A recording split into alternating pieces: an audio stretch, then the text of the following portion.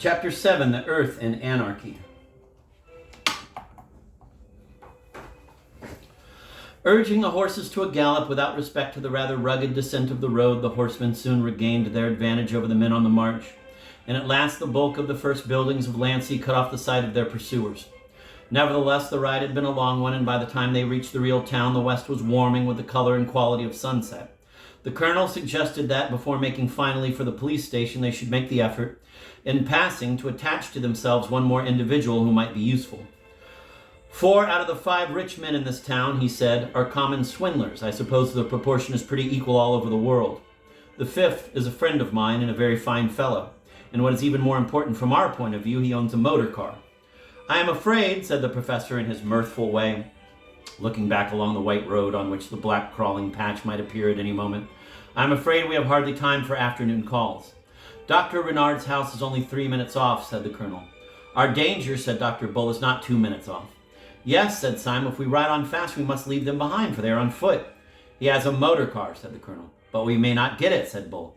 Yes, he is quite on your side. But he might be out. Hold your tongue, said Syme suddenly. What is that noise? For a second they all sat as still as equestrian statues, and for a second, for 2 or 3 or 4 seconds, heaven and earth seemed equally still. Then all their ears, in an agony of attention, heard along the road that indescribable thrill and throb that means only one thing. Horses! The colonel's face had an instantaneous change, as if lightning had struck it and yet left it scatheless. They have done us, he said with brief military irony. Prepare to receive cavalry.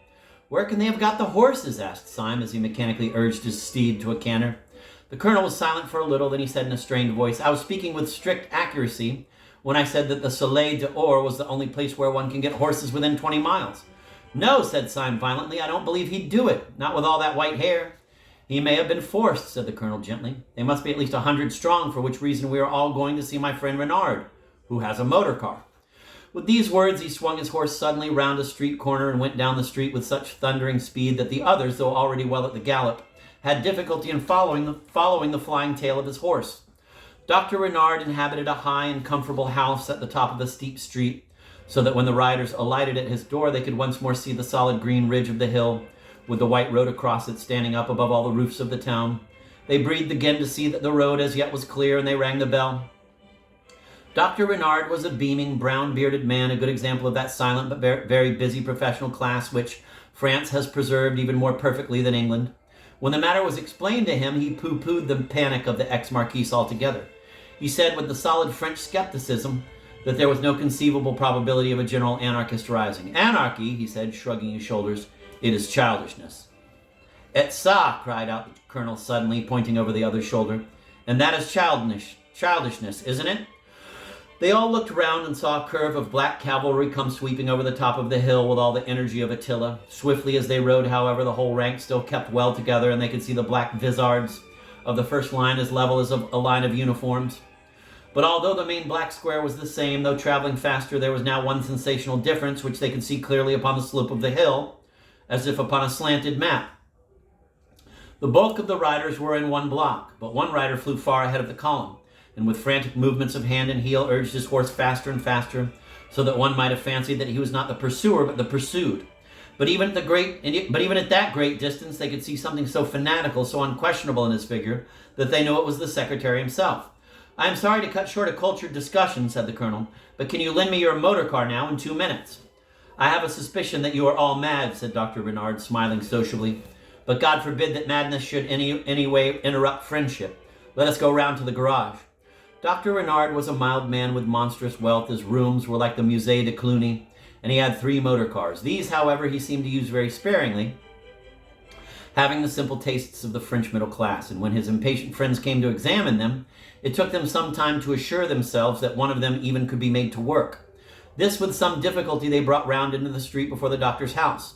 When they came out of the dim garage, they were startled to find that twilight had already fallen with the abruptness of night in the tropics.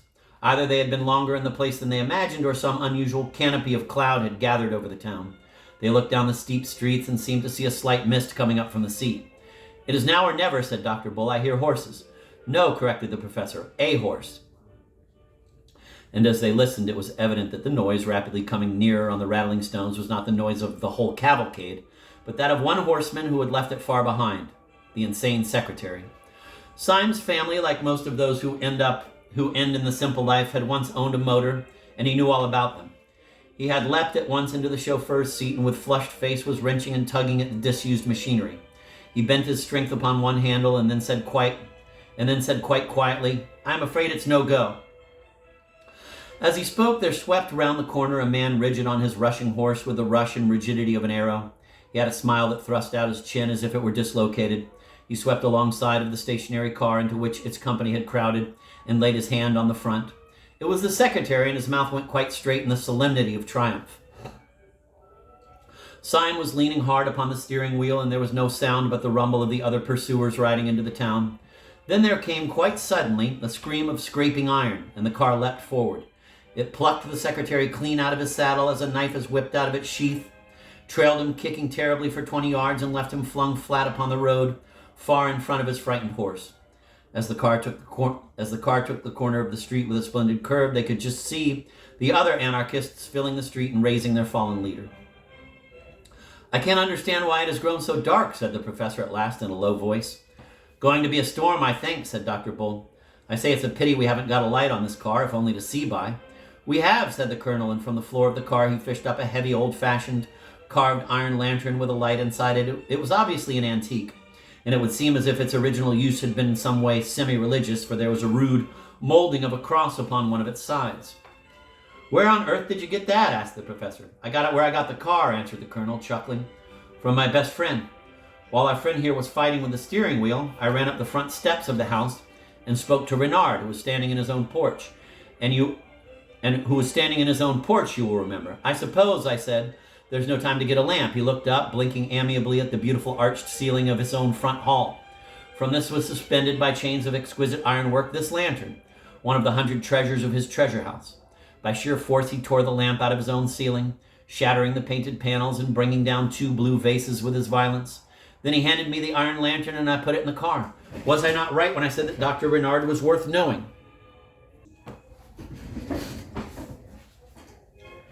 "You were," said Syme seriously, and hung the heavy lantern over the front. There was a certain allegory of their whole position in the contrast between the modern automobile and its strange ecclesiastical lamp. Hitherto they had passed through the quietest part of the town, meeting at most 1 or 2 pedestrians who could give them no hint of the peace or the hostility of the place. Now, however, the windows in the houses began one by one to be lit up, giving a greater sense of habitation and humanity. Dr. Bull turned to the new detective who had led their flight and permitted himself one of his natural and friendly smiles. "These lights make one feel more cheerful." Inspector Ratcliffe drew his brows together. "There is only one set of lights that make me more cheerful," he said, "and they are those lights of the police station which I can see beyond the town. Please God, we may be there in 10 minutes. Then all Bull's boiling good sense and optimism broke suddenly out of him. "Oh, this is all raving nonsense," he cried. "If you really think that ordinary people in ordinary houses are anarchists, you must be madder than an anarchist yourself. If we turned and fought these fellows, the whole town would fight for us." "No," said the other with an immovable simplicity. "The whole town would fight for them. We shall see." While they were speaking, the professor had leant forward with sudden excitement. "What is that noise?" he said. "Oh, the horses behind us, I suppose," said the colonel. "I thought we got clear of them." "The horses behind us? No," said the professor. "It is not horses, and it is not behind us." Almost as he spoke, across the end of the street before them, 2 shining and rattling shapes shot past. They were gone almost in a flash, but everyone could see that they were motor cars. And the professor stood up with a pale face and swore that they were the other 2 motor cars from Dr. Renard's garage. "I tell you they were his," he repeated with wild eyes, "and they were full of men in masks." "Absurd," said the colonel angrily. "Dr. Renard would never give them his cars." "He may have been forced," said Ratcliffe quietly. "The whole town is on their side." "You still believe that?" asked the colonel incredulously. "You will all believe it soon," said the other with a hopeless calm. There was a puzzled pause for some little time, and then the colonel began again abruptly. "No, I can't believe it. The thing is nonsense. The plain people of a peaceable French town—" He was cut short by a bang and a blaze of light which seemed to close his eyes. He was cut short by a bang and a blaze of light which seemed close to his eyes. As the car sped on, it left a floating patch of white smoke behind it, and Syme had heard a shot shriek past his ear. "My God," said the colonel, "someone has shot at us." "It need not interrupt conversation," said the gloomy Ratcliffe. "Pray resume your remarks, Colonel. You were talking, I think, about the plain people of a peaceable French town." The staring colonel was long past minding satire. He rolled his eyes all round the street. "It is extraordinary," he said, "most extraordinary." "A fastidious person," said Syme. Might even call it unpleasant. However, I suppose those lights out in the field beyond this street are the gendarmerie. We shall soon get there. No, said Inspector Ratcliffe, we shall never get there. He had been standing up and looking keenly ahead of him. Now he sat down and smoothed his sleek hair with a weary gesture. What do you mean? Asked Bull sharply. I mean that we shall never get there, said the pessimist placidly. They have 2 rows of armed men across the road already. I can see them from here. The town is in his arms, as I said it was. I can only wallow in the exquisite comfort of my own exactitude. And Ratcliffe sat down comfortably in the car and lit a cigarette, but the others rose excitedly and stared down the road.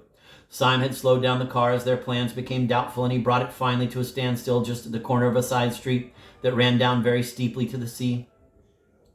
The town was mostly in shadow, but the sun had not sunk. Wherever its level light could break through, it painted everything a burning gold. Up this side street, the last sunset light shone as sharp and narrow as the shaft of artificial light at the theater. It struck the car of the 5 friends and lit it like a burning chariot. But the rest of the street, especially the 2 ends of it, was in the deepest twilight. And for some seconds they could see nothing. Then Syme, whose eyes were the keenest, broke into a little bitter whistle and said, It is quite true, there is a crowd or an army or some such thing across the end of that street. Well, if there is, said Bull impatiently, it must be something else, a sham fight or the mayor's birthday or something. I cannot and will not believe that plain, jolly people in a place like this walk about with dynamite in their pockets. Get on a bit, Syme, and let us look at them. The car crawled about 100 yards farther, and then they were all startled by Dr. Bull breaking into a high crow of laughter. Why, you silly mugs, he cried. What did I tell you? That crowd's as law-abiding as a cow, and if it weren't, it's on our side. How do you know? Asked the professor, staring. You blind bat, cried Bull. Don't you see who was leading them? They peered again, and then the colonel, with a catch in his voice, cried out, Why, it's Renard!